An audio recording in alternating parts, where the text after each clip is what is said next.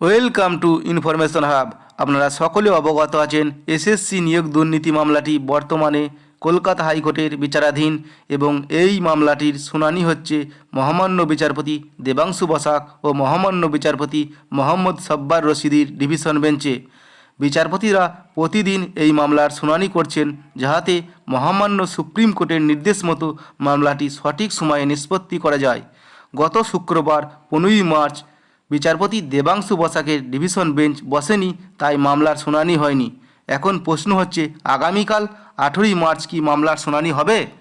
কলকাতা হাইকোর্টের পক্ষ থেকে আগামী 18ই মার্চ 2024-এর যে ডেইলি কল লিস্ট প্রকাশিত হয়েছে সেখানে দেখা যাচ্ছে 13 নম্বর সিরিয়ালে অনারেবল জাস্টিস দেবাংশু বসাক এবং অনারেবল জাস্টিস মোহাম্মদ সাব্বার রশিদির যে ডিভিশন বেঞ্চ 29 নম্বর কোর্ট সেটি 18 তারিখে 10:30 থেকে বসবে। কিন্তু গতকাল প্রয়াত হয়েছেন কলকাতা হাইকোর্টের প্রখ্যাত আইনজীবী সুরেন্দ্র কুমার কাপুর, তাই আগামী 18ই মার্চ সোমবার তার প্রয়াণে শ্রদ্ধা জ্ঞাপন করতে কলকাতা হাইকোর্টের 1 নম্বর কোর্টে 11টার সময় ফুল কোর্ট অবিটুয়ারি আয়োজন করা হয়েছে। তাই আগামীকাল স্বাভাবিক কাজকর্ম বন্ধ থাকবে, তাই শুনানি হবে না। মামলার পরবর্তী আপডেট পাওয়ার জন্য চ্যানেলটির সাথে যুক্ত থাকুন এবং চ্যানেলটি সাবস্ক্রাইব করে রাখুন।